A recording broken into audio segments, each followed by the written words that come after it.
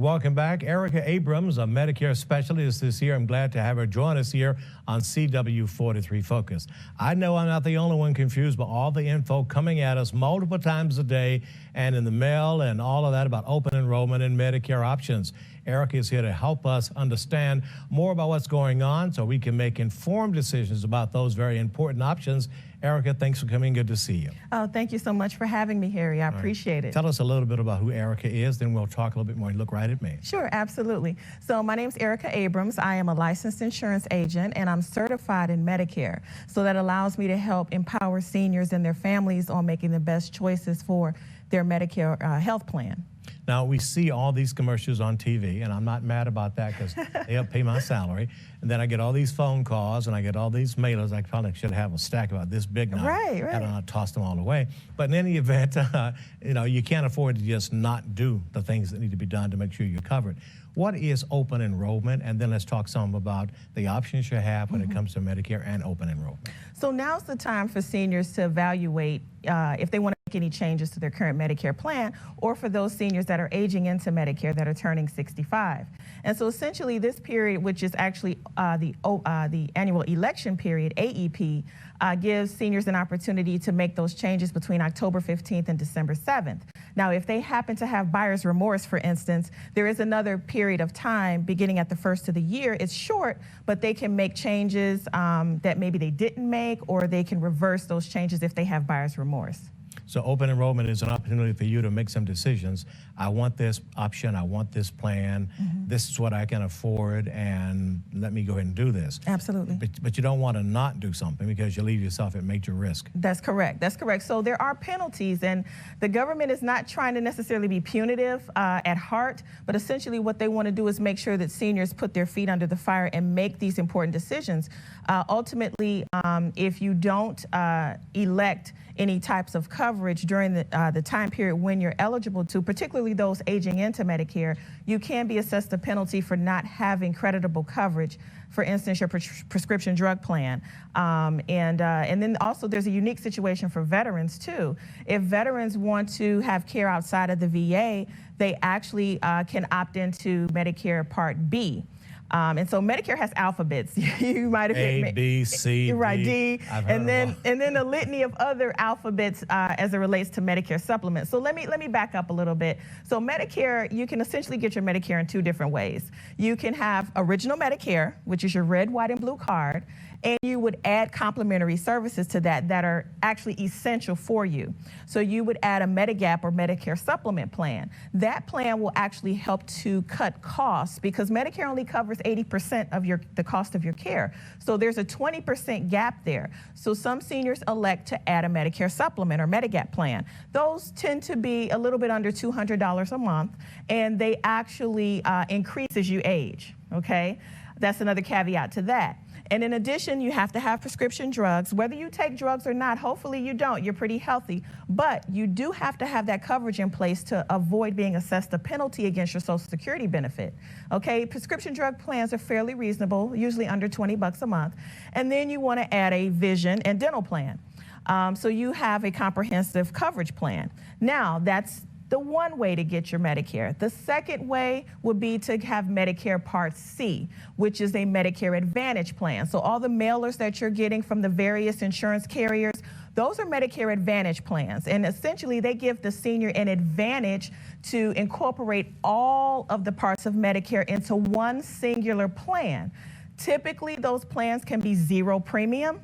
So what that means for the senior, as opposed to having Medicare's A and B and then adding those additional complementary essential pieces to their plan, they get it in one plan. Plus they get perks like fitness memberships. They get over-the-counter benefits. They get meals, transportation, silver sneakers. Right, exactly. Meals at home if they have a hospitalization and things like that. So, and some of them are HMOs or PPOs. So they do have a lot of variety there, and it essentially puts it into one tight little package. HMO, PPO, what are they? So an HMO is a health maintenance organization. So essentially, the main difference between an HMO and a PPO is that you have the primary care provider as your gatekeeper with an HMO. So you have to, in most cases, talk to your primary care provider to get a referral to a cardiologist, a rheumatologist, an endocrinologist, and so on. With a PPO, you have a lot more autonomy. You can self-refer. Now, what I will say is a lot of the Medicare plans nowadays are operating kind of like a hybrid PPO and HMO together. So a lot of the HMOs for seniors, specifically for the Medicare population, don't necessarily require that PCP to give you a referral. So it's all about talking to a licensed agent to figure out which plan is the best for you. And depending on your lifestyle, that's going to really determine what's your course of action. Now, a lot of times, as I mentioned before, we get inundated with the commercials and the flyers and the cards and stuff in the mail.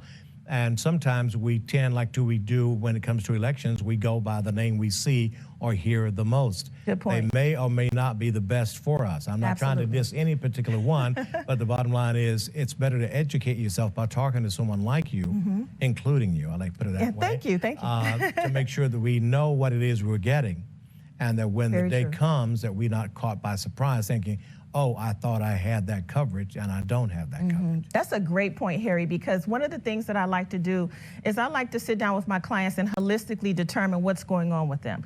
Do they have a hip surgery coming up? Do they have a bariatric surgery coming up? Do they need new dentures?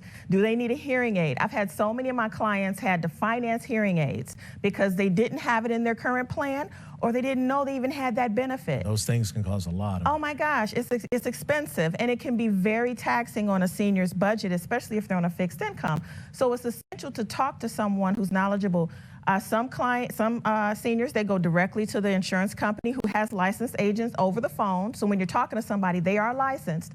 But then there's also local resources as well when you can reach out to a local licensed agent that's a Medicare certified specialist. And there are a lot of people who say, well, I really can't afford to do this. But the bottom line is, like with car insurance and other home insurance, you really can't afford not to do it. Absolutely. And if you don't do it, then as she mentioned, there are penalties from the federal government if you don't sign up when you're supposed to sign up. And again, you start getting that information about when you're about to turn 65 when it comes to Medicare and all of that. And then you have to sort of walk yourself through, or have someone walk you through the various options that you have. And again, that can be very confusing. So it really takes some time. But if you don't do it, you could find yourself at a very major economic and health disadvantage. Because if you can't afford to pay for it, you go without, then your health deteriorates, and there is another problem. Absolutely. And fortunately, Medicare is an entitlement program, meaning you are entitled at the age of 65 to have this coverage. We're all paying into it every time we pay Medicare taxes. So this is something that we're all able to appreciate and enjoy. So seniors, I encourage them to, when you get that big booklet in the mail from the Centers for Medicare and Medicaid, that explains Medicare, read it, maybe sit down with a loved one, help them go through with it, with you, because it's essential. You've got this coverage, it's there for you. You can make it an affordable situation. Depending upon your lifestyle, you want to either choose option one, is retain original Medicare, add the additional services, or the Medicare Advantage plan, which can roll it up all into one. That can actually make it very affordable for a lot of seniors, because oftentimes I try to find zero premium plans if I know that my senior is very budget conscious. And that's important. We got to talk too a little bit when we come back after the break about the penalties, and also at what age you can begin to receive your benefits from Medicare, and what kind of liabilities there are if you don't or if you do. Okay? Absolutely. All right, we're going to take a break, come back after that. If and when it happens, we talk about it right here on CW43 Focus. Here are just some of the topics we cover. We cover health and health care, as we're doing this morning. We discuss alcohol and other drugs, crime, policing, domestic violence. We also discuss family issues, the economy, education, employment as well. We talk about housing and politics. We also talk about leadership, race relations, and diversity and inclusion.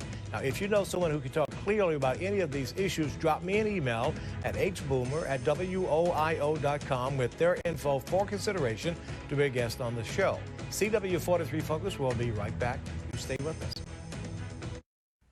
Welcome back. My special guest on this portion of CW43 Focus this morning is Ericka Abrams, a Medicare specialist. We're learning more about the options we have to help us make good decisions about our health needs and all of that. So talk to me a little bit more about if there's one thing, because we only have a little bit of time, one priority or one thing you want to make sure people understand about this whole process, open enrollment Medicare? Well, absolutely. So no plan is one size fits all. If you're a world traveler and you travel domestically a lot, you might want to consider retaining original Medicare, because you want to leave yourself open to be able to go to any practitioner, any physician, any medical facility across the country. And if you travel abroad, you might want to retain that coverage, because there's a little bit more coverage built in for world travelers as seniors. So you might want to pick that as an option. The other option, if you do choose Medicare Part C, meaning getting a plan from one of the large carriers or even local regional carriers, you want to make sure that you evaluate apples to apples. You want to get that enrollment book, or you want to go on their website and you want to compare. If you want a zero premium plan and you want to look and see, okay, how much dental does this cover? How much hearing aid does this cover? How much dentures and what have you? Okay, thank you very much. I'm sorry, time is running out. I'm being told I got to wrap. So thank you very much. I appreciate your expertise. Absolutely. Well, listen, don't forget to check out this and past editions of CW43 Focus on our website at cleveland19.com. Thanks to my special guests for sharing time and their passions with us. My thanks to you for watching, and of course, thanks to the crew for the wonderful work it does. Please tune in every Sunday morning at 6:30 and keep saying hello when you see me out and about. It means a lot to me. I'm Harry Boomer, your host and executive producer of CW43 Focus. I hope our discussions this morning have helped you decide to either be a foster or an adoptive parent. Take care, everybody. Bye-bye.